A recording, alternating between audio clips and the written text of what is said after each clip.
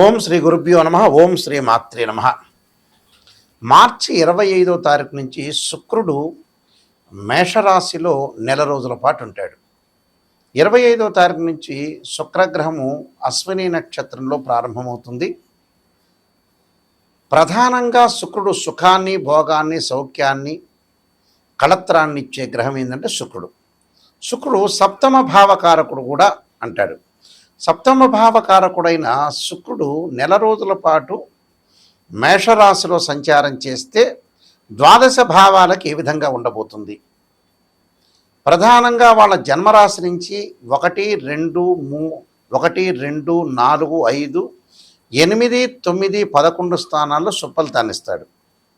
అంటే వాళ్ళ జన్మంలో బాగుంటాడు, అలా సెకండ్లో బాగుంటారు, 2లో బాగుంటారు, అలానే చతుర్థంలో ఉన్నా, పంచమంలో ఉన్నా, అలానే అష్టమంలో, నవమంలో, అలానే లాభంలో ఉన్నా కూడా చాలా అనుకూలంగా ఉంటారు. అంటే వాళ్ళ జన్మరాశి నుంచి 1, 2, 4, 5, 8, 9, 11 స్థానాల్లో ఉంటే సుఫలితాన్ని ఇచ్చే అవకాశం ఖచ్చితంగా ఉంటుంది.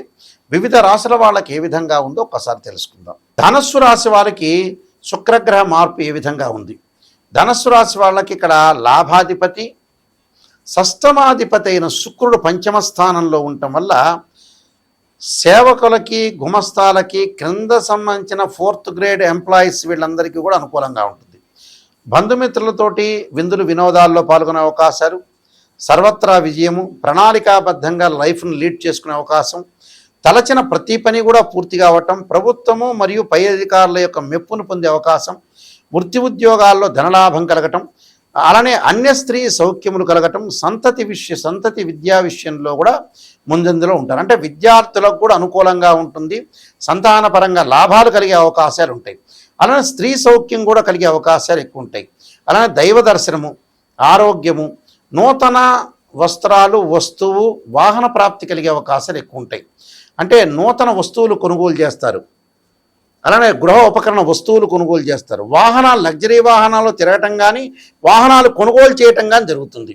అలానే ప్రభుత్వ ఉద్యోగులు ఎవరైతే ఉంటారో పై అధికారుల యొక్క మెప్పు పొందటం, ప్రైవేట్ సెక్టార్లో పనిచేస్తున్న వ్యక్తులు కూడా పై అధికారుల యొక్క మెప్పు పొందే అవకాశాలు ఎక్కువ ఉంటాం. అలానే కాస్మెటిక్స్ కానీ, అలానే గృహ ఉపకరణ వస్తువులు కానీ, అలానే బట్టల షాప్ వాళ్ళకు కానీ వీళ్ళందరికీ కూడా అధిక లాభాలు కలిగే అవకాశాలు ఎక్కువ ఉంటాయి. చిన్న ఉద్యోగులకు కూడా మంచి లాభాలు, అదనపు లాభాలు, ఇంక్రిమెంట్ వచ్చే అవకాశాలు ఖచ్చితంగా ఉంటాయి. కాబట్టి మీకు అంతా కూడా అనుకూలంగా ఉంటుంది. నేను కొన్ని పరిహారాలు చెప్పబోతున్నా, ఆ పరిహారాలు పాటించండి, మీకు మంచి జరిగే అవకాశాలు ఖచ్చితంంగా ఉంటాయి. ఇవన్నీ కూడా గోచారరీత్యా చెప్పబడే ఫలితాలు అంటారు. అంటే this is the transit system అంటారు. బర్త్ చార్ట్కిను ట్రాన్సిట్ సిస్టానికి చాలా లాట్ ఆఫ్ డిఫరెన్స్ ఉంటుంది. వీనస్ ప్లానెట్ శుక్రుడు 7th హౌస్కి లార్డ్ అంటారు. అంటే 7వ భావానికి లార్డ్, అంటే కళత్రకారకుడు. అంటే సుఖము, ఒక లగ్జరీ, వివాహము, శుభ కార్యక్రమాలు, లాభాలు కారణభూతమయ్యే గ్రహం ఏంటంటే శుక్రగ్రహం, వీనస్ ప్లానెట్ అంటారు. అంటే ప్రతి వాళ్ళ లైఫ్లో వివాహం అనేది చాలా ప్రాధాన్యత కలిగిన ముఖ్యమైన ఘట్టం అని చెప్పుకోవచ్చు. ఆ ప్రాధాన్యత కలిగిన ఘట్టము సప్తమ భావకారకుడైన శుక్రుడు చాలా ఇంపార్టెంట్ ఇక్కడ. అంటే వివాహం అనేది చాలా ఇంపార్టెంట్ కాబట్టి సంతానం సంపదప్రదం అన్నారు. సంతానం కలగాలి అంటే ఏంటంటే వివాహం కావాలి. మనం డబ్బు సంపాదించామంటే ఆ డబ్బుకు విలువ ఎవరంటే సంతానమనే అర్థం. అంటే సంతానం అనుభవిస్తేనే మనం చేసే ప్రతి రూపాయికి కూడా, సంపాదించే ప్రతి డబ్బు కూడా వాల్యూ ఉంటుందని అర్థం. శుక్రుడు సహజంగా కళత్రకారకుడు, వివాహకారకుడు అంటారు. ఈ శుక్రగ్రహం అనేది ఇవన్నీ కూడా గోచారరీత్యా చెప్పబడే ఫలితాలు. గోచారం అంటే ఏంటంటే ఒక చెట్టు దగ్గర కొమ్మలకు ఆకులు ఉంటాయి. రైన్ సీజన్లో వస్తుంది, వింటర్ సీజన్లో అలానే ఉంటుంది, సమ్మర్ సీజన్లో కిందకి రాలిపోతాయి. ఆ రాలిపోయేదే గోచారం. అంటే ఆస్ట్రానమీ ప్రకారంగా గ్రహాలు అనేవి శుక్రుడు ఒక రాశి నుంచి మరో రాశికి మారటానికి 30 రోజుల కాలం పడుతూ ఉంటుంది. ఈ 30 రోజుల కాలంలో శుక్రుడు ఎలాంటి ఫలితాన్ని ఇస్తాడు? ఆ 30 రోజుల్లో మనకి ఏ విధంగా ఉండబోతున్నారు అంటే శుక్రుడు ఏంటంటే లగ్జరీ, వాహనాలకి, కాస్మెటిక్స్కి, అలానే సహజంగా మూవీస్కి కళత్రకారకుడు. సినిమా హీరోలు కావాలన్నా, అలానే సినిమా ప్రపంచంలోకి ముందుకు వెళ్ళాలన్నా, టీవీ ఛానల్స్ కానీ, యూట్యూబ్ ఛానల్స్ కానీ, అలానే లగ్జరీగా ఉండాలన్నా, అనుభవించాలన్నా అన్ని రకాలుగా కారణభూతుడు ఎవరంటే శుక్రగ్రహం. శుక్రుడు అనేవాడు అనుకూలంగా ఉండాలంటారు. సహజంగా జన్మలగ్నం నుంచి 6, 8, 12 స్థానాల్లో శుక్రుడు ఉండకూడదు. శుక్రుడు పాపగ్రహ నక్షత్రాలను అశ్విని, మఖ, మూల, ఆరుద్ర, స్వాతి, శతభిషము, అలానే మృగశిర, చిత్త, ధనిష్ట నక్షత్రంలో, అలానే పుష్యమి, అనురాధ, ఉత్తరాభాద్ర నక్షత్రంలో కూడా శుక్రగ్రహం అనేది ఉండకూడదు. శుక్రుడు రాహుతో కానీ, కేతుతో కానీ, శనితో కానీ, కుజుడితో కానీ కంజంక్షన్ కాకూడదు. కంజంక్షన్ అయితే ఏముంటుందంటే difference of opinions wife and husband మధ్యలో రావటం ఒకటి, డిస్ప్యూట్స్ కావటం ఒకటి, డివర్స్ జరిగే అవకాశాలు ఉండటం, ఇలాంటి ఇన్సిడెంట్స్ వచ్చే అవకాశాలు ఎక్కువ ఉంటాయి. అంటే శుక్రుడు చాలా ఇంపార్టెంట్ గ్రహం అని అర్థం. శుక్రగ్రహం అనేది ఇలా ఉండటం వల్ల ఏ విధంగా జరగబోతుంది అనేది మనం చాలా జాగ్రత్తగా చూసుకోవాలి. గోచారరీత్యా చూసుకోవాలి. అలానే లగ్నం నుంచి, అసెండెంట్ నుంచి కూడా శుక్రుడు ఎక్కడెక్కడ ఉన్నాడనేది కూడా మనం చూసుకొని ముందుకెళ్తే మనకి మంచిగా చెడ్డ లేదా దానికి ఎలాంటి పరిహారాలు చేసుకోవాలో చూసుకోవాలి. శుక్రుడు అంటే వివాహకారకుడు కాబట్టి వివాహం కాని కన్యలు ఎప్పుడూ కూడా స్త్రీలు వరపాస్పదాస రుద్రాభిషేకం, అఘోర గౌరీపాస్పదాస రుద్రాభిషేకం చేసుకోవడం చాలా మంచిది.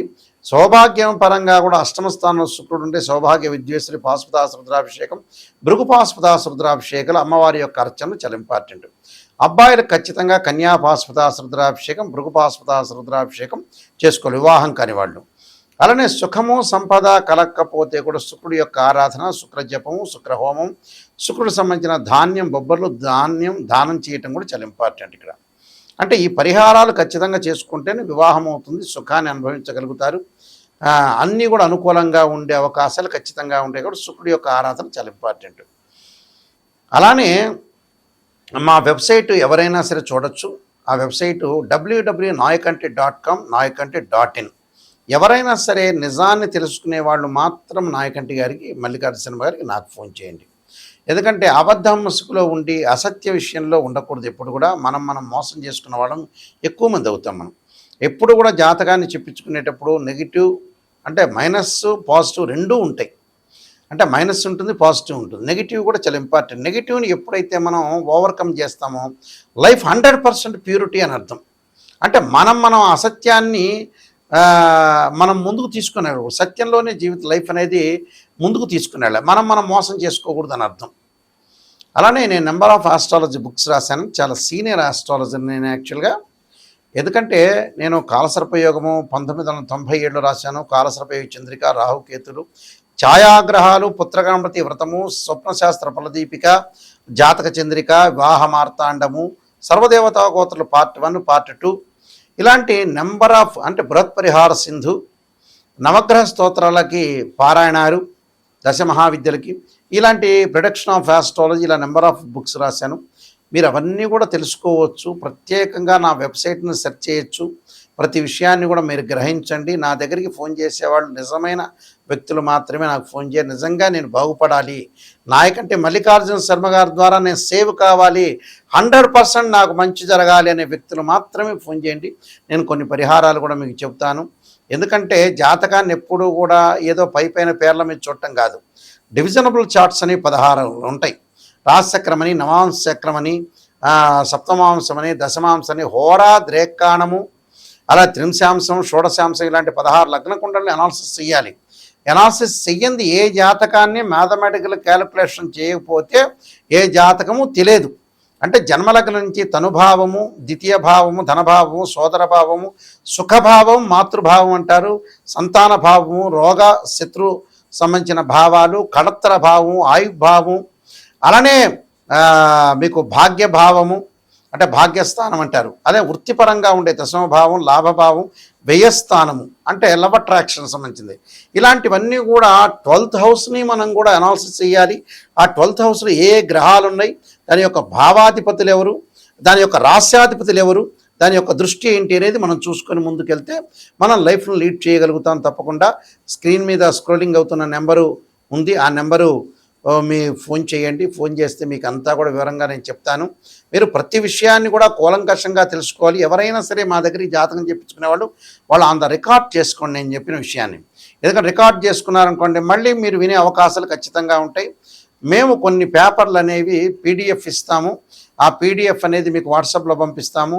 నేను చెప్పేటప్పుడు జాతకాన్ని మీరు ఖచ్చితంగా సేవ్ చేసుకోండి, వాయిస్ రికార్డింగ్ పెట్టుకోండి. వాయిస్ రికార్డింగ్ పెట్టుకుంటే మళ్ళీ మీరు రిపీట్ అనే అవకాశం ఖచ్చితంగా ఉంటుంది. కాబట్టి ఇవన్నీ కూడా కూలంకషంగా ఆలోచన చేసి జాగ్రత్తగా జాతకాన్ని చెప్పించుకోండి, మీకు మంచి జరిగే అవకాశం ఖచ్చితంగా ఉంటుంది. మీరందరికీ కూడా మంచి జరగాలని ఆశిస్తూ, శ్రీ పరమేశ్వరుడి యొక్క కరుణాకటాక్షం ఉండాలని ఆశిస్తూ, సర్వే జనా సుఖినో భవంతు.